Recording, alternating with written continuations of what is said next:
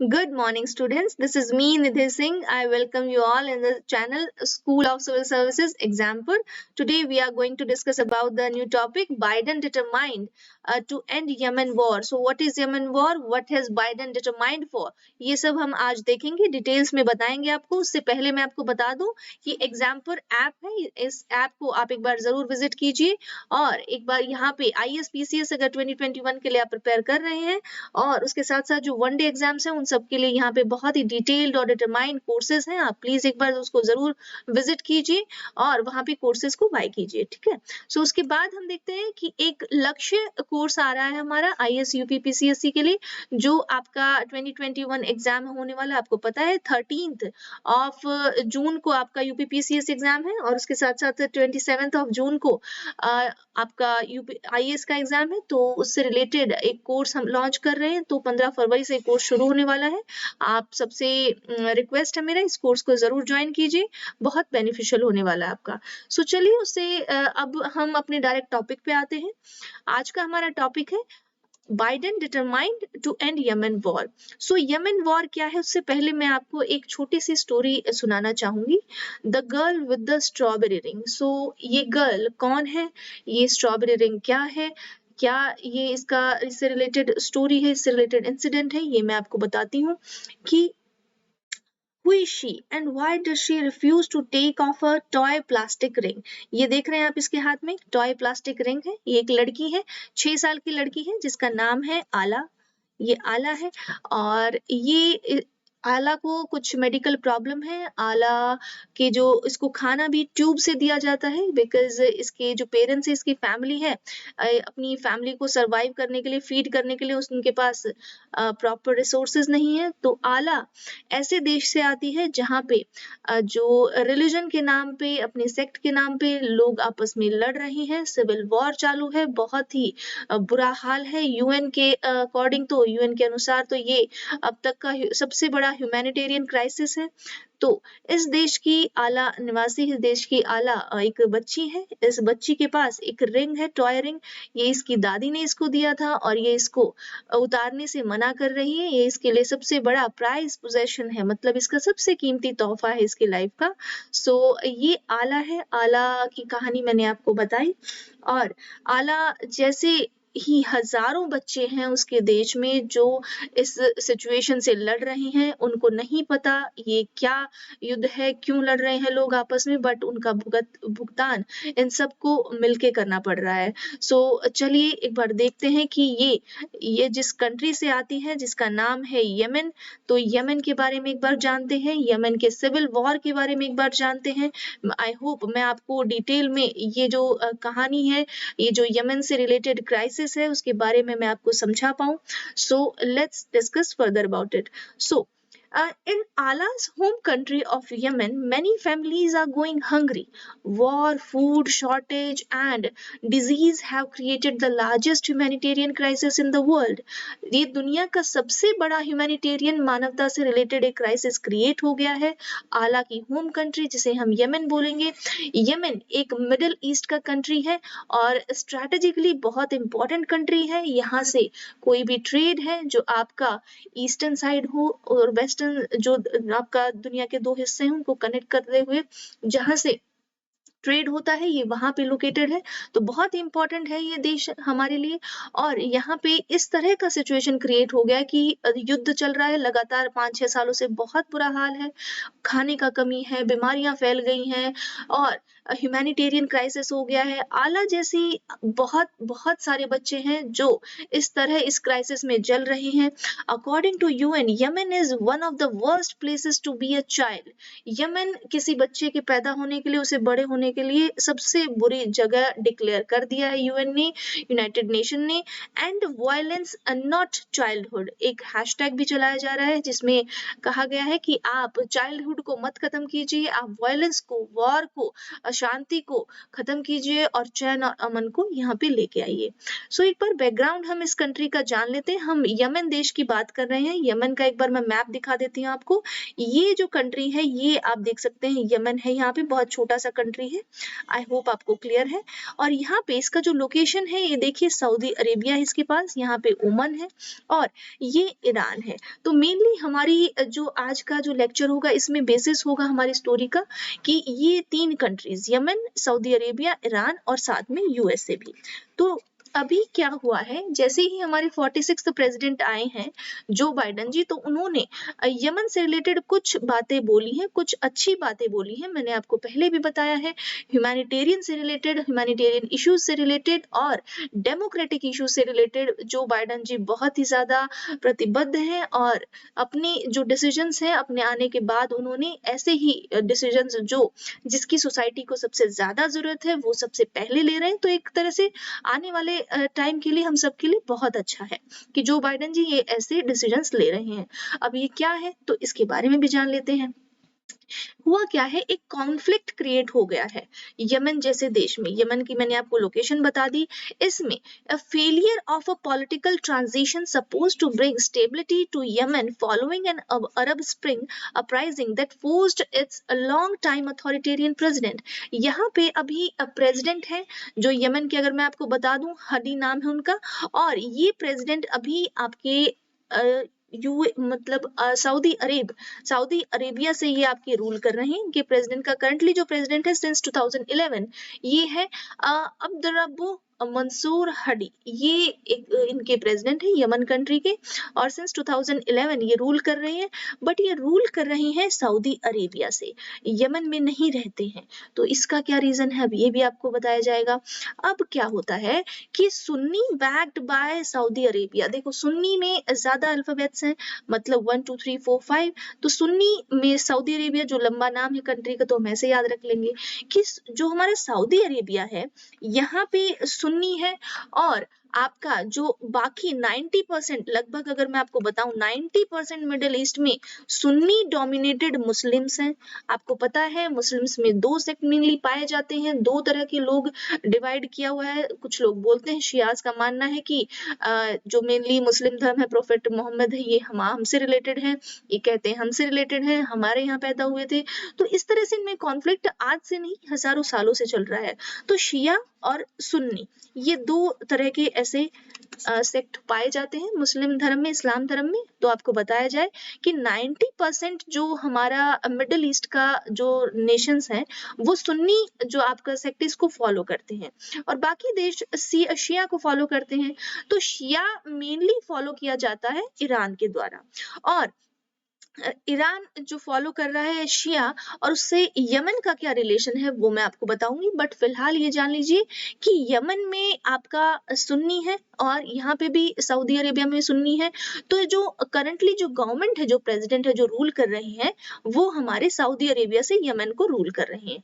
अब देखिए जो सुन्नी बैक्ड सऊदी अरेबिया है जहाँ पे मतलब सुन्नी रूल है, सुन्नी लोग हैं, सुन्नी मुस्लिम है। Yemen government plus 8 Arab states like US, UK and France, यहाँ पे ये सब आपका सऊदी अरेबिया को सपोर्ट करते हैं, सुन्नी जो कंट्री है। और शिया बैक्ड ईरान, मतलब जो शिया है जहाँ पे शिया धर्म जो फॉलो किया जाता है ईरान में सबसे ज्यादा। यहाँ पे the Houthi movement rebel founded by Hussein Badruddin al Houthi in 1990s, ये इनके द्वारा ये बनाया गया था। ये हौदी क्या है, ये हौदी आपका शिया में ही एक तरह से शिया धर्म को मानने वाले लोग हैं। और मेनली अब कहा तो ये जा रहा है कि जो शिया लोग हैं ये मेनली ये जो हिस्सा है ना, नदर्न हिस्सा आपका अगर मैं बोलूं यमन का, ये शिया का जो पार्ट जो हौदी ग्रुप है ना उन्होंने कैप्चर किया हुआ है। अब इस ग्रुप को ईरान सपोर्ट कर रहा है। अब वैसे तो ईरान सामने से मना करता है बट क्योंकि ईरान में शिया है और यहाँ भी शिया है तो हम ये मानते हैं कि ये इसको यहीं से सपोर्ट मिल रहा है, कहीं से नहीं मिल रहा है। अब पहले क्या था, पहले जब हौदी ग्रुप जब शुरू में बना तो ये सोशल ग्रुप की तरह क्रिएट हुआ। मतलब हमें अपने देश से यमन में कोई पॉलिटिकल एजेंडा हमारा नहीं है, हमें बस जो बाहर कोई जैसे आपका अरब स्प्रिंग हो गया, कोई और प्रॉब्लम कहीं हो रहा है, तो जैसे इराक का युद्ध हुआ था आपका 2003 में यूएस से, वहां पे यूएस क्यों है इतना, क्यों रूल कर रहा है, क्यों हम पे इतना हुक्म चला रहा है, तो इससे प्रॉब्लम था। तो एक तरह से हौदी ने तो बाहर के जो इश्यूज थे उनमें ज्यादा एक्टिव था। और फिर बाद में 2005 तक आते आते 2003 के बाद जब से इराक में जो युद्ध था वो खत्म हुआ, तब से जो हमारा ये हौदी ग्रुप था ये यमन में ज्यादा एक तरह से रेबल ग्रुप की तरह बन के उभर आया। अब ये भी ठीक है यहाँ तक आते आते। और फिर जब यहाँ पे शिया सुन्नी का हमेशा से आपको पता है कि लड़ाई चलती रहती है। फिर ये जो ग्रुप था ये शिया शिया जो ग्रुप होता है मुस्लिम्स में, उसके द्वारा डोमिनेटेड था। अब इसको ईरान इसको सपोर्ट कर रहा है, और सऊदी अरेबिया जो बाकी जो यमन में जो आपकी सुन्नी गवर्नमेंट है उसको सपोर्ट कर रहा है। और जो फिर इसके बाद अब बाइडेन जो आए हैं, जो बाइडेन ने क्या बोला है कि this war has to end. कौन सा वॉर? हम जो आपका यमन में सिविल वॉर है उसकी बात कर रहे हैं, हम जो आला जैसे जैसे बच्चे हैं उनके पेरेंट्स हैं उनकी बात कर रहे हैं, जो सफर कर रहे हैं just because of this war. Mister Biden said calling it a humanitarian and strategic catastrophe. मतलब बहुत बड़ी कोई समस्या है। ह्यूमैनिटेरियन और स्ट्रेटेजिक कैटास्ट्रोफे मतलब स्ट्रेटेजिकली ये यमन है, ये देश बहुत इंपॉर्टेंट है मैंने बताया आपको, क्योंकि यहाँ से आपको देखिए यहाँ से ट्रेड होता है, इधर से ट्रेड होता है, तो उस पर्सपेक्टिव से ये बहुत इंपॉर्टेंट है यमन कंट्री। और हमारा जो इसके बाद बाइडेन ने बोला है कि स्ट्रेटेजिक कैटास्ट्रोफी और ह्यूमैनिटेरियन इशू है बहुत बड़ा। तो इस वॉर को अकॉर्डिंग टू जो बाइडेन खत्म होना चाहिए, वहां पे पीस और शांति होना चाहिए। एक नॉर्मल ह्यूमन हम और आप भी अगर सोचे तो बहुत अच्छा ये डिसीजन है, बहुत ही बड़ा एक तरह से आने के बाद जो बाइडेन जी ने ये डिसीजन लिया है। और इससे क्या क्या अब एक्सपर्ट क्या क्या कह रहे हैं अगर ये हो गया तो पॉसिबल, तो जो गल्फ कंट्रीज है ना, जो मिडिल ईस्ट की जो गल्फ कंट्रीज होती हैं जिनके आसपास गल्फ एरिया है, तो already have a lot of weapons, so the decision is symbolic in a lot of ways, right. तो ये जो गल्फ कंट्रीज हैं इनके पास में ऑलरेडी बहुत ज्यादा मात्रा में क्या है, वेपन्स है, लड़ाई लड़ते रहते हैं आपस में। तो इसके लिए इनके पास ये जो डिसीजन आया है ना ये बहुत ही सिंबॉलिक है, मतलब एक तरह से पीस को आगे बढ़ाने वाला ये डिसीजन है। तो बहुत ही बड़ा एक तरह से अच्छा डिसीजन इसको बोला जा रहा है कि United Nation has called the world's worst humanitarian crisis. इसको यमन की कंट्री में जो अब ये जो क्राइसिस चल रहा है इसको यूएन ने भी बोला है, मैंने पहले भी बताया था कि ये बहुत बड़ा ह्यूमैनिटेरियन क्राइसिस है। धीरे धीरे आपको थोड़ा थोड़ा और मैं बातें बताती जाऊंगी इसके बारे में। अब इसके दो रीजन हुए कि यमन वॉर है जो, इसके दो रीजन हुए हैं कि क्यों अब ये ज्यादा इशू भड़का हुआ था, ज्यादा क्यों फैला हुआ था। कि एक तो 2016 में फ्यूनरल अटैक हुआ था जिसमें 140 पीपल, एक तरह से ह्यूमैनिटेरियन इन बहुत ही इनह्यूमेन ये एक्टिविटी हो रही थी यमन में कि 140 लोग वहां मर गए। 2018 में क्या हुआ कि 44 स्कूल बॉयज, आपको जैसे याद होगा कि बाकी चाहे इंडिया पाकिस्तान भी आपस में लड़ते रहे, बट जब हमारा पाकिस्तान के पेशावर में जब बच्चों का स्कूल के जो बच्चे थे उनका जब कत्लेआम होता है तो बहुत सबको, पूरी ह्यूमैनिटी एकदम शर्मसार हो गई थी, सबको बुरा लगा था। तो एक तरह से ये जो एक्टिविटीज होती है जब बच्चे और आपके जो ऐसे लाचार लोग उनको जब अपना निशाना बनाया जाता है तो मानवता के खिलाफ और ह्यूमैनिटी के खिलाफ ये बहुत बड़ा क्राइसिस क्रिएट हो जाता है। ऐसा ही यमन में हो रहा है। ये देखिए कुछ ये जो पिक्चर्स है इस तरह की, बहुत ज्यादा अशांति है, बहुत ज्यादा जो ना रोजगार है लोगों के पास, ना खाने के लिए है, बीमारियां फैली हुई हैं, इस तरह की प्रॉब्लम्स वहां पे डे बाय डे देखी जा सकती है। हमने तो बस क्राइसिस देखा है कोरोना के लिए कि कोरोना है तो हमें लगता है कि इससे बड़ा कोई समस्या नहीं हो सकती, बट कई जगह ऐसी भी हैं दुनिया में जहाँ पे आला जैसे बच्चे रहते हैं, उनको ना खाने को है, ना उनका कोई फ्यूचर है, ना पढ़ाई है, सब एक तरह से वहां पे रुका हुआ है। अब मैं आपको बताती हूँ कि यमन में क्या हुआ है। यमन की ये जो एरिया है जहाँ पे आपका ये यमन का मैप आप देख सकते हैं, यमन का ये इधर इसका नदन जो पार्ट है ये हिस्सा हमें दिखाया गया है मेनली। तो इसमें कॉन्फ्लिक्ट जोन कौन कौन से, ये वाले जो सऊदी अरेबिया से टच करते हैं ये एरिया में ज्यादा कॉन्फ्लिक्ट है। और यमनी गवर्नमेंट मतलब ये वाला जो एरिया है यहाँ पे यमनी गवर्नमेंट है जिसको हाडी जो प्रेसिडेंट है वो रूल करते हैं बट रहते हैं सऊदी अरब में, याद रखना इसको। और हौदी जो ग्रुप है, ये आपका जो ब्लू कलर है ये हौदी ग्रुप है, इसमें ये हौदी ग्रुप रूल करता है। अब इसमें क्या हुआ कि जब जो आपके ट्रम्प जी थे, इनको तो पंगे करने में मजा आता है, आपको पता है, एकदम पूरा कांड करते रहते हैं थे। और इनका क्या हुआ कि इनको लगा कि मैंने कुछ हंगामा नहीं किया दुनिया में, जाने से पहले इनको लगा कि आखिरी बार मैं एक हंगामा कर देता हूँ। इन्होंने क्या किया कि जो आज तक जितना भी जो गवर्नमेंट्स थी लगी हुई थी यमन को कंट्रोल करने में, यमन की सिचुएशन को कंट्रोल करने में, और इन्होंने क्या किया जाते जाते, जो ये ग्रुप था ना, इसको टेररिस्ट ग्रुप बना के डिक्लेयर करके चले गए 11th ऑफ जनवरी। जाना था 20 जनवरी को, इनकी जो शपथ थी, ओथ का जो फंक्शन होता है, आपको पता है, जब आपको 20 जैन को और 2021 को बने थे हमारे जो बाइडेन 46 प्रेसिडेंट, जब इनका लास्ट डे था, उसी से 9 दिन पहले ही जस्ट इन्होंने, ट्रंप ने क्या डिक्लेयर कर दिया जाते जाते कि ये जो हौदी ग्रुप है ना, ये टेररिस्ट ग्रुप है। अब जी इससे बहुत बड़ा बवाल हो गया आपका यमन कंट्रीज में, मिडिल ईस्ट कंट्रीज में, कि जो शिया, स्पेशली जो शिया और उससे जो उसको सपोर्ट कर रहा था ईरान, है ना, उन कंट्रीज में बहुत बड़ा पंगा हो गया कि हमको इन्होंने टेररिस्ट बना दिया, एक तरह से टेररिस्ट का तमगा दे दिया। तो अब क्या होगा, तो उनको टेररिस्ट देखते हुए अब जो भी इनको असिस्टेंस मिलती थी ना, जो भी इनको ह्यूमैनिटेरियन, जो कि भाई थोड़ी राहत कार्य होते थे इनके यहाँ पे ज्यादा, तो वो सब बंद कर दिए गए यूएन के द्वारा। ठीक है, अब यहाँ पे ये प्रॉब्लम हो गई, तो ये दिक्कत हो रही थी। और जो बाइडेन ने आते ही सबसे पहले ये बोला है कि हम जो अपना जो हमने डिसीजन लिया है कि आपको टेररिस्ट डिक्लेयर कर दिया, उसको हम दोबारा से एक बार जाएंगे, देखेंगे, और उसको हम इसको ठीक करने की कोशिश करेंगे। तो बहुत बड़ा स्टेप है। ठीक है जी, ये जो हमारे करंटली जो रूल करते हैं, ये तो हमारे जी ईरान वाले हैं, और ये हमारे सऊदी अरेबिया के जो करंटली जो रूल करते हैं, इनके जो रूलर्स हैं, राइट। सो अब इसके बाद ईरान आयतुल्ला अली खामेनी, ये जो लेफ्ट में है ये दिखाई इनका पिक्चर है। Next, and Saudis crown prince Mohammed bin Salman, तो ये तो सलमान जी हैं और ये ईरान के हैं जी। ठीक है, तो इनका पिक्चर है मेनली। और ईरान और सऊदी अरेबिया, ये मेनली दो इशू हैं जो ज्यादा जो क्रिएट हो रहे हैं, आपको बार बार मैं याद दिला रही हूँ। सऊदी अरेबिया लंबा नाम है, मतलब सुन्नी है। ईरान छोटा है, मतलब शिया है। ठीक है, तो ये शिया है, तो ये किसको सपोर्ट करेगा, हाउदी को, क्योंकि वो भी आपका क्या है, वो भी आपका शिया, एक जो सेक्टर शिया कल्ट से बिलोंग करता है। और ये सुन्नी लोग हैं, तो अरेबिया से इनको सपोर्ट मिलता था, क्या कि अरेबिया और यूएसए का थोड़ा सा दोस्ती है। ठीक है जी, अब यहाँ पे इनके हथियार है, वेपन्स है, मैंने पहले भी बताया था, तो इस वजह से ये सुन्नी लोग और सपोर्ट करते हैं इनके अगेंस्ट, हाउदी के अगेंस्ट। ठीक है, अब ये देखिए, estimated distribution of Shia Muslim in the Middle East. अब मिडिल ईस्ट में कितने शिया मुस्लिम है, सबसे ज्यादा मैंने बताया ईरान ही है, और जगह भी, बाकी जगह इराक में भी है, देखो इराक में भी है और ईरान में भी, बस सबसे ज्यादा ईरान में है, और यमन में यहाँ पे है। इसकी वजह से ये जो हाउदी ग्रुप था, तो ये वजह है कि हमें लग रहा है कि ईरान इसको सपोर्ट करना चाहता है, और जो सऊदी अरेबिया ही, जो बाकी सुन्नी कंट्री है पूरा यमन, इसको सपोर्ट करता है, just with the help of USA, right. और अब देखिए, अब what why should this matter for the rest of the world.